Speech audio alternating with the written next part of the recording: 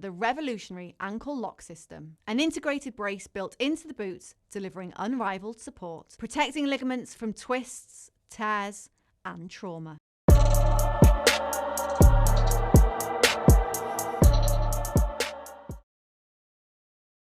Regan Slaymaker for Boxing Social in association with Empire Fight Store and our Kings, and I have the pleasure to be joined by Anthony Yarde ahead of a massive fight for yourself. David Benavidez, WBC world title. How are you feeling ahead of this one, mate? I thought it was sensational. Fantastic. Amazing. Definitely. I mean, media workout today. I mean, obviously you've been in the game long enough. This is going to be your 31st fight, in Saudi. I mean, do things change? Do you still enjoy these kind of media events, or is it just kind of a part of the job now? It's part of the job. Being honest, I wouldn't say I enjoy it. I enjoy when the media is watching me train. I don't mind that. But the interviews and stuff, I can't stand it. I'll be honest with you. I can't stand it. I want to go eat right now. You don't want to talk to me. I'll try and make this a quick interview. I do want to talk about, the last fight against Lyndon Arthur. I mean, I spoke to you, I think, kind of a couple months before the fight. I think Joel just fought, actually. Is that very much now a chapter closed in your career now with that trilogy? Definitely. Yeah, that's definitely a chapter closed. Me and him had our little conversations because, again, we played a part in both of each other's career, a massive part. Yeah, man, definitely a chapter closed. But yeah, I got the victory. I got the two of the better victories. I'll say that. Yeah, you definitely did as well. I mean, that second one, I remember the turnaround from the second one was unbelievable as well. But let's talk about David Benavidez.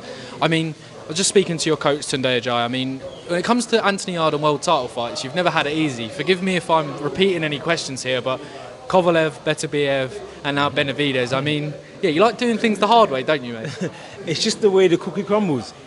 It's the way it all, the way it happened, and I feel like I genuinely feel like I'm going to win this fight. Like genuinely, like wholeheartedly believe I'm going to win this fight. Just because of the way it's all happened. I feel like both of them other fights were preparation for this one. What's the saying? Three's a charm or something like that. 3 times a charm, yeah.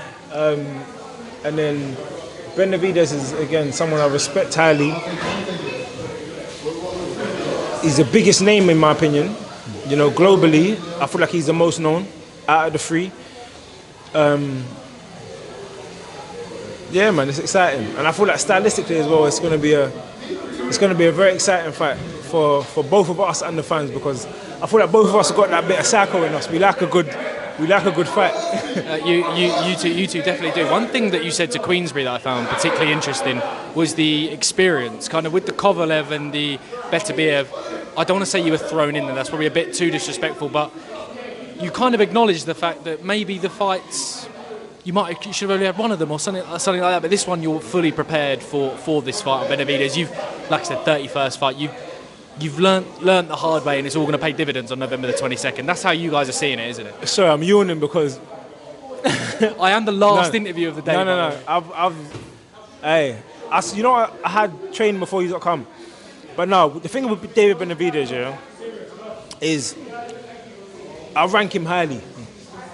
If you look at what he done at super middleweight, amazing. When he jumped up to light heavyweight, he didn't take no easy step-up fights. He fought a former world champion.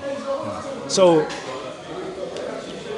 I just feel like it don't matter who is put in there with me at this moment in time. I feel like it's my time to win a world title. I've been wrong before. Am I wrong again? Tune in and see. You know. Or am I right? You know, and do you see like someone's dreams come true?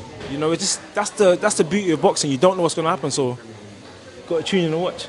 We definitely do as well. I'm looking forward to this fight. I mean, I'm going to be in Riyadh, so I'm looking forward to it, mate.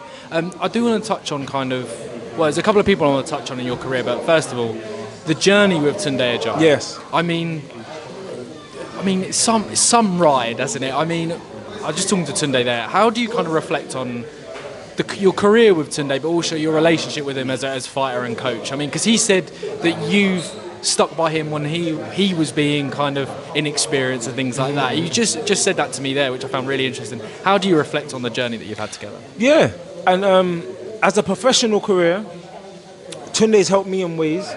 I've helped him in ways.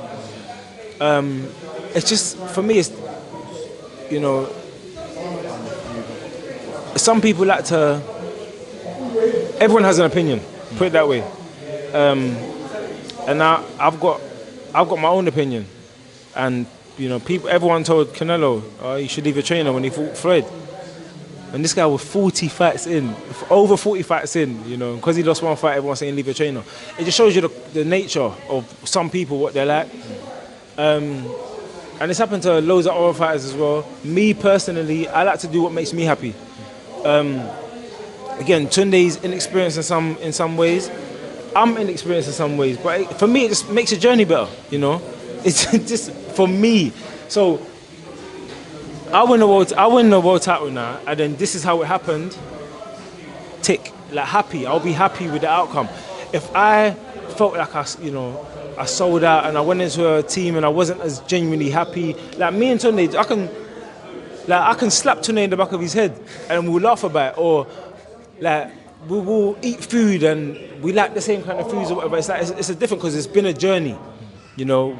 Me and Tunde used to argue like, we think we're married. Do you get what I'm saying? Like I used to have a bit of a temper. Tunde had to learn to adjust to that. Tunde used to shout at people, whatever. I had to learn to adjust to that. And it's like it's just part of the journey for me.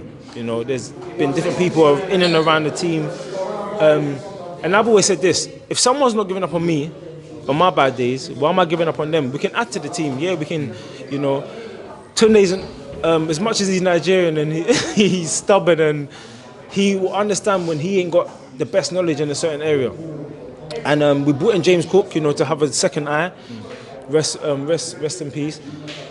That's somebody that will understand that, you know, someone might be able to make me see something different. Or, you know, we brought in Ruben Tabarez, helping me with strength conditioning coach. He will admit, that's not my field. I can't tell you about muscles twitching and all these kind of things. I know about boxing, strategy, and so I feel like it's growth, innit? It's growth. Same as me, I don't know everything. So you need a team around you. It's like nothing on this planet exists with one ingredient. Definitely. I do want to talk about James Cook, and I want to talk about Tony Cesay as well. But as you mentioned, James was starting. May he rest in peace as well, may I say as well. I mean, how important was James kind of bringing him in? Tunde said he was the calm head, he was the erratic one. I mean, how do you reflect on kind of James being a part of the team? I mean, when he passed, people talking about him, does it seem like a nicer bloke being around in boxing? I miss him, man. I miss him. Even Jarrell's fight, that Jarrell just had a fight, and James not being there, it was heartbreaking, man. It was heartbreaking, hard, very hard. I'm happy that, you know, and James as well, he said it to me, that his last fight that he was involved in was at Tottenham Stadium, you know, and the fight that I won, so he was proud. And he was fighting, you know, at that time. People don't know about it, but he was in pain, and we didn't even know at that time. He didn't tell us. But I noticed something was wrong with him, so I spoke to him after the fight, and he goes, yeah, he's got cancer. He's just done his, he had chemo like a couple of days ago, whatever, so he feels lethargic or whatever. My heart literally sunk. And then when I was away on holiday, I see messages like saying James has passed, and I didn't expect that. Because of James' character or whatever, I thought, you know, he's going to beat it, or it might even be some months, but this was quick. So it was very unexpected, very heartbreaking. But again, his legacy lives on. You know, the funeral was a great turnout. And it was a testament to who he was as a person, because there were 1,000 people there. The greatest things being said about him with eulogies and things like that, and the turnout. I feel like when someone passes away, it shows who they was, you know, by how people see them and view them or whatever.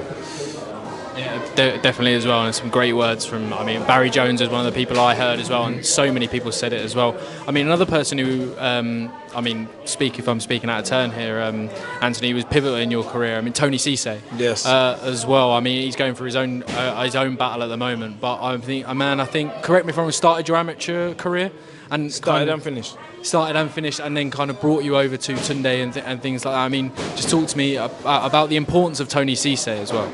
Tony Cece, again, like, I'm gonna have his picture on my wall. Put it that way. Tony was like, even to this day, he's like a father figure. You know, he keeps upsetting me by saying, "I ain't got long left, son. You know, but I'm proud of you, son." But Tony made me cry. Like, I was in my car crying like a baby, like doing all this, all that stuff, and I don't cry over nothing. I swear to you, I didn't even cry when my dad died, because I'm not a crier. But there was something about Tony Cece saying that he's proud of me.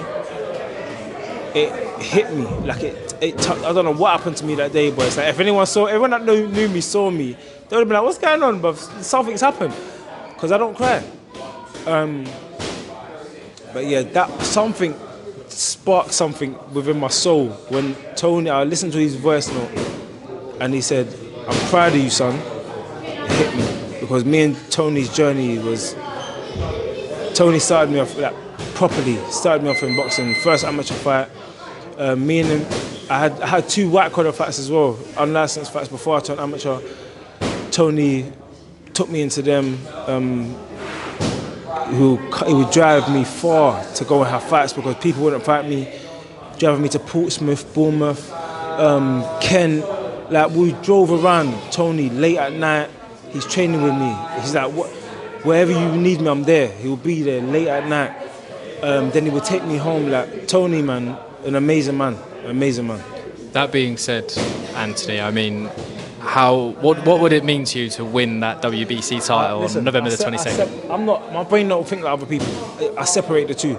And I'm sure Tony Cece will say the same thing. Focus on your fight. Don't be thinking about me when you're fighting, or saying I'm going to do this for Tony, or I'm going to do this for James Cook, because you're putting in now a depressing emotion with something, you know, where you're meant to be energetic. You know, when I think about Tony and I think about James Cook, I'm not happy. It's sad. I'm fucking sad. So I can take that. You know, the days when I'm, you know, sitting on my chair and I'm like, oh, I'm tired, man. I don't even want to go for this run. You know, I might hear Tony's voice. Better do your run, son. Or I might hear James Cook. Get up, you lazy shit, and go and do your run. That's realistic, but I'm not gonna be like, oh yeah, I want to do it for them and blah blah blah. That's a different emotion. That's a different emotion. I'm doing it for them anyway, even if they were here. Do you get what I'm saying? So anyway, but I don't want to get emotional, man. This is the last interview. I want to be happy. I want to go get my food. Like, death ain't an easy thing. Do you get what I'm saying? And them 2 guys, they're legends. Definitely, Anthony. I'll leave it there. Thank you very much for your time. Best of luck November the 22nd, mate. Cheers. Love. The revolutionary ankle lock system, an integrated brace built into the boots, delivering unrivaled support, protecting ligaments from twists, tears, and trauma.